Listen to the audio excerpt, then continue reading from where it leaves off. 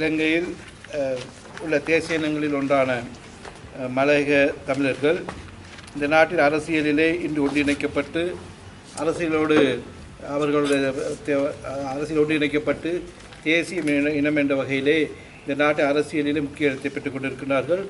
இந்த நிலையிலே இந்த மக்களுடைய கடந்த கால அரசியல் நிலைகளை பார்க்கின்ற போது வரலாற்று ரீதியாக பல்வேறு நடைபெற்ற அரசியல் செயற்பாடுகளிலும் கடந்த காலங்களில் நடைபெற்ற அரசியலமைப்பு சீர்திருத்தங்களின் போதும் இந்த மக்கள் கவனத்தில் எடுக்கப்படாது. இந்த மக்களோட உரிமைகள் தொடர்பான விடயங்கள் இந்த அரசியலமைப்பு சீர்திருத்தங்கள் அல்லது சட்டவாக்கங்கள் அல்லது இலங்கையில் இருக்கின்ற அரசியல் முனைப்பு செயல்பாடுகளிலே எந்த முக்கியத்துவம் பெற்றிருக்கவில்லை. ஆனால் இம்முறை ஏற்பட்டிருக்கின்ற இந்த நடைபெற்ற அரசியலமைப்பு சீர்திருத்த நடவடிக்கைகளே மலைய மக்கள் பரந்த அளவிலே கலந்து கொண்டதோடு மட்டுமில்லாமல் பரந்த பிரதேசங்களிலிருந்தும் இலங்கையில் உள்ள எல்லா மாவட்டங்களிலிருந்தும் மலைய தமிழர்கள் அமைப்பு ரீதியாகவும் குழுக்களாக வந்து தங்களுடைய அரசியல் அபிலாசைகளையும் அவருடைய அரசியல் எதிர்பார்ப்புகளை முன்வைத்தது மட்டுமில்லாமல் புதிய அரசியல் யாப்பிலே அவருடைய அரசியல் ரீதியான கோரிக்கைகள் அல்லது அரசியல் ரீதியான அபிலாசைகள் எவ்வாறு இடம்பெற வேண்டும் என்பது தொடர்பாக பல்வேறுபட்ட அறிக்கைகளையும் அது தொடர்பான கருத்துக்களை முன்வைத்திருக்கின்றார்கள். இந்த அறிக்கைகளையும் கருத்துக்களையும் நாங்கள் இந்த பொதுமக்களுக்கு அரசியலமைப்பு சீர்திருத்தம் தொடர்பான பொதுமக்கள் கருத்தறி குழு அறிக்கையிலே இடம்பெற்றிருக்கின்றது. அதே போல் அதற்கு முன்பாக இலங்கை நடைபெற்ற ஜனாதிபதியினால் நியமிக்கப்பட்ட சர்வகட்சி பிரதிநிதி குழு அறிக்கையிலும் இந்த மக்களுடைய அரசியல் தொடர்பான கோரிக்கைகள் முன்வைக்கப்பட்டு ஏற்றுக்கொள்ளப்பட்டிருக்கின்றன. ஆகவே இந்த கோரிக்கைகள் ஏற்றுக்கொள்ளப்பட்டாலும் இவைகள் வெறுமனே அறிக்கை சார்ந்த செயற்பாடுகளாகவும் இலங்கையினது அரசியல் களத்திலே ஒரு ஆணித்தரமான செயற்பாடுகளுக்கு உள்ளடக்கப்படவில்லை என்ற ஒரு ஏக்கம் இந்த மக்கள் மத்தியிலே காணப்படுகின்றது. குறிப்பாக இந்த பொதுமக்களுடைய கருத்தறி குழு அறிக்கையில் வெளிவந்ததன் பிறகு பாராளுமன்றங்களிலும் பாராளுமன்ற உபக்குழுக்களிலும் அதற்கு பிறகு நடைபெறுகின்ற அரசியலமைப்பு சபைக்கான வழிநடத்த குழு செயற்பாடுகளிலே இந்த மக்களுடைய கருத்துக்கள் அல்லது இந்த மக்களுடைய அரசியல் ஆலோசனைகள் அபிலாசைகள் முழுமையாக உள்ளடக்கப்பட வேண்டும் என்ற எதிர்பார்ப்பு இந்த மக்கள் இருந்திருக்கின்றது. ஆனால் அதில் என்ன நடந்து இருக்கின்றது என்பது பற்றிய ஒரு முழுமையான தகவல்கள் மக்களுக்கு வந்து கிடைக்கவில்லை. ஆகவே இன்று நடைபெற்று கொண்டிருக்கின்ற இந்த அரசியலமைப்பு சீர்திருத்தமானது இன்று முற்று பெறுகின்ற ஒரு நிலைக்கு வந்திருக்கின்றது.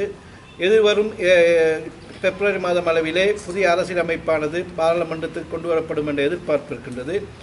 ஆகவே இந்த புதிய அரசியலமைப்பை வரைவதற்கான இறுதிக்கட்ட நிலையாகிய இன்று இந்த அரசியலமைப்பு சபைக்கான வழிநடத்த குழுவிலே இன்று அதற்கான அரசியலமைப்புக்கான நகல் வடிவமைத்து கொண்டிருக்கப்படுகின்றது. ஆகவே இந்த காலகட்டத்திலே இந்த மலைய மக்களுடைய அரசியல் அபிலாசைகள் சம்பந்தமாக அல்லது அரசியல் எதிர்பார்ப்புகள் தொடர்பாக கடந்த 6 மாதங்களுக்கு மேலாக களத்திலே நின்று இந்த மக்களுடைய கருத்துக்களை தொடர்பான அனைத்து தகவல் திரட்டல்கள் அது மட்டுமில்லாமல் சமர்ப்பிப்புகளை முன்வைத்த மலையகத்தை சார்ந்த 45க்கு மேற்பட்ட அமைப்புகள் அதை பல்வேறுபட்ட குழுக்களுக்கு தலைமை தாங்கிய சமூக நலன் விரும்பிகளை ஒன்றிணைக்கப்பட்டு ஏற்படுத்தப்பட்டிருக்கின்ற இந்த சனநாயகத்திற்கான மலையக அமைப்புகள் இந்த கோரிக்கைகள் எதிர்வரும் அரசியலமைப்பிலே உள்ளடக்கப்படுவது மட்டுமல்லாமல் மலைய மக்களுடைய அரசியல் அபிலாசைகள் தீர்த்துக் கொள்வதற்கு அல்லது அவர்கள் கடந்த காலங்களாக வரலாற்று ரீதியாக இந்த மக்கள் அரசியலிலே ஓரங்கட்டப்பட்டும் இலங்கையின் அரசியல் களத்துக்குள் ஒரு அந்நியமயப்படுத்தப்பட்ட நிலையிலிருந்த நிலை மாறி அவர்கள் மீண்டும் அரசியலில் முழுமையாக ஒன்றிணைக்கப்பட வேண்டும் என்ற எதிர்பார்ப்பு காணப்படுகிறது. இந்த நாட்டிலே அவர்கள் தேசிய இனமாக ஏற்றுக்கொள்ளப்பட்டிருக்கிற நிலைமையில் மலைய மக்கள் அனைவருக்கும் பிரஜாரிமை 2003ஆம் ஆண்டு பிரஜாரிமை வழங்கப்பட்டு முழுவதும் இந்த நாட்டின் பிரஜைகளாக ஏற்றுக்கொள்ளப்பட்டிருக்கிற நிலைமையில் ஏனைய பிரஜைகளுக்கான சமமான உரிமைகள், சமமான அந்தஸ்து, சமமான அங்கீகாரம் இவர்களுக்கு பல துறைகளிலும் கிடைப்பதில்லை.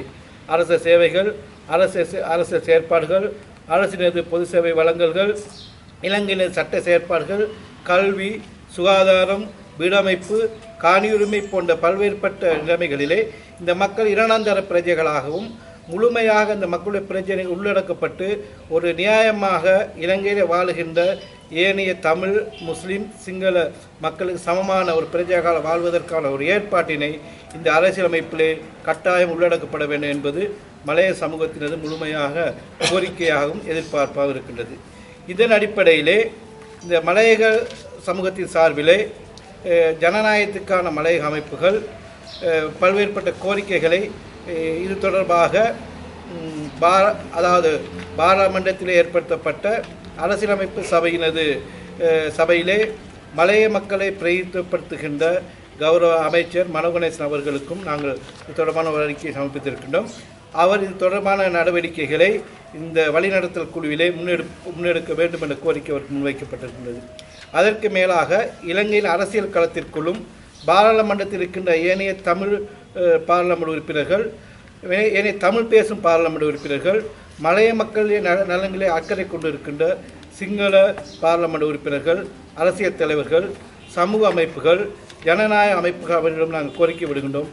மலைய மக்களுடைய இந்த பிரச்சனைகளை தீர்த்து கொள்வதற்கும் அவர்களை இந்த நாட்டிலே சமப்பிரஜைகளாக ஏற்றுக்கொண்டு அரசியல் அமைப்பிலே அவருடைய பிரச்சனைக்கான தீர்வினை கொண்டு வருகின்றதுக்கான அனைத்து விடைகளையும் அவருடைய ஆதரவை கோரிக்கொண்டு நாங்கள் இதிலே சில எங்களுடைய கோரிக்கைகளாக அல்லது இந்த மக்களுடைய அரசியல் கொள்கைகளாக நாங்கள் சில கருத்துக்களை முன்வைப்பதற்கு இங்கே முன்வந்திருக்கிறோம்.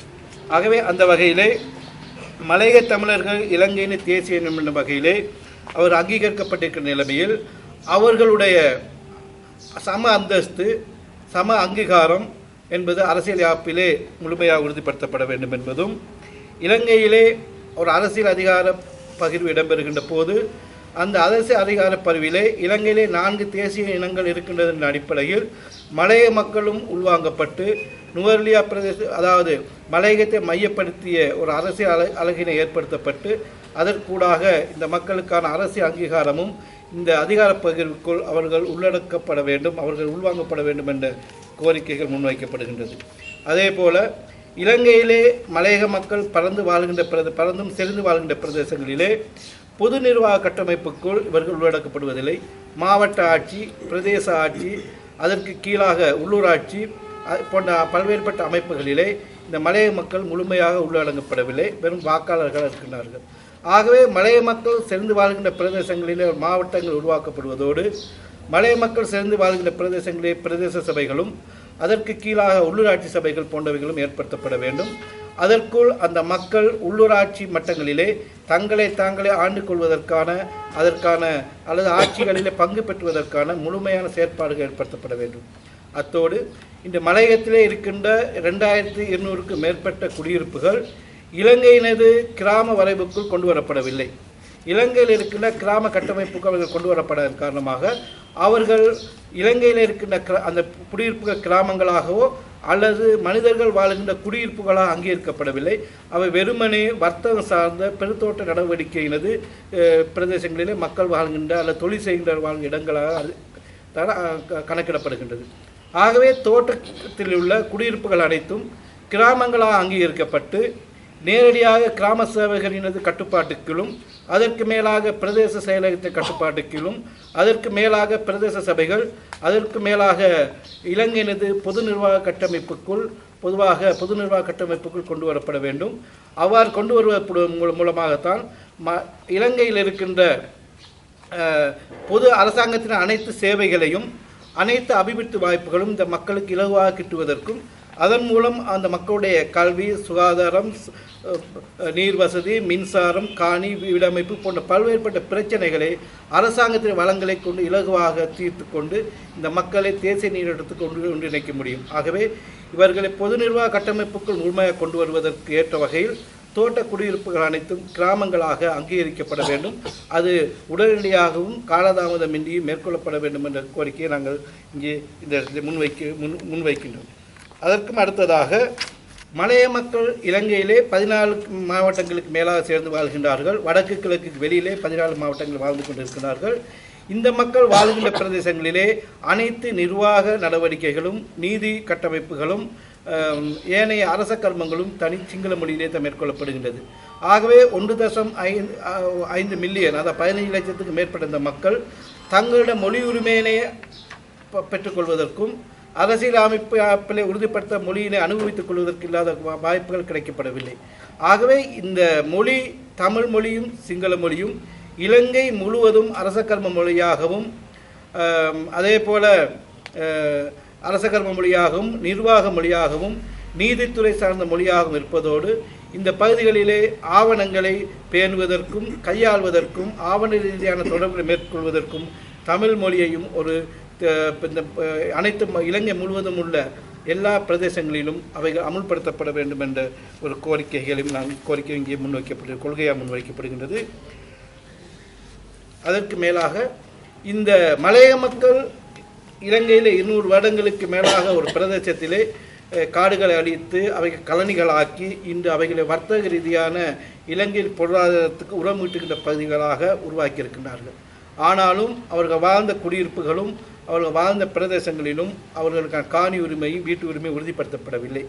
ஆகவே இந்த மக்கள் குடியேற்றங்களை அமைத்துக் கொள்வதற்கும் குடியிருப்புகளை வீடுகளை அமைத்துக் கொள்வதற்கும் தொழில் ரீதியான செயற்பாடுகளை விரிவுபடுத்திக் கொள்வதற்கும் இந்த தோட்டத்தொழிலிருந்து விலகி வெளியில் வருகின்றவர்கள் சுயதொழில்களை பெற்றுக்கொள்ள வகையிலும் இவர்கள் காணி வழங்கப்படுவதோடு அரச காணிகள் இவர்களுக்கு வழங்கப்படுவதோடு அந்த காணிகளுக்கான உறுதியும் வழங்கப்பட்டு அவர்கள் அந்த பிரதேசங்களிலே முழுமையான காணி உரிமையும் வீட்டு உரிமையும் கொண்ட ஏனைய மக்களுக்கு சமமான மக்களாக வாழ்வதற்கான ஏற்பாடுகள் மேற்கொள்ளப்பட வேண்டும் என்ற நிலைமைகளில் இங்கே இந்த இவைகள் முன்வைக்கப்படுகின்றன.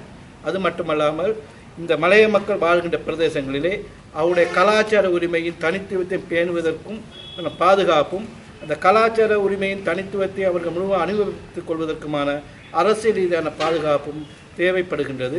அதனையும் இந்த அரசியலமைப்புக்கூடாக ஏற்படுத்த வேண்டும் என்பதும் இதற்காக மலையகத்தில் இருக்கிற அனைத்து மக்களையும் ஒன்றிணையுமாறும் சமூக அமைப்புகள், அரசியல் கட்சிகள், தொழிற்சங்கங்கள், புத்திஜீவிகள், அதே போல் மலைய சமூகத்துக்கு வெளியிலே இருக்கின்ற மலைய சமூகத்தின் மீது ஆதரவும் அக்கறையும் கொண்டு இருக்கின்ற அனைத்து அமைப்புகளையும் ஒன்றிணைந்து கொண்டு இந்த அரசியல் சீர்திருத்தக்குழாவில் வெற்றி பெற வேண்டும் என எதிர்பார்க்கிறோம். ஏனெனில் இந்த நிலை தவறுவிடப்படும் பட்சத்தில் இன்னும் நாங்கள் 50 வருடங்களோ அல்லது 25 வருடங்களோ காத்திருக்க வேண்டும் இன்னொரு அரசியல் அமைப்பு வருவதற்கு. ஆகவே அந்த காலங்களில் இந்த சமூகத்தின் இருப்பும் இந்த மக்களுடைய வாழ்க்கையும் இந்த மக்கள் அரசியல் உழைப்பும் கேள்விக்குறியாக்கப்பட்டுவிடும் என்ற ஒரு அச்சம் ஏற்படுகிறது. ஆகவே அச்சத்தை நிவர்த்தி செய்து கொள்ளக்கூடிய வகையில் இந்த அரசியல் அமைப்பில் எல்லாம் உறுதிப்படுத்தப்பட வேண்டும் என்று கேட்டுக்கொள்கிறோம்.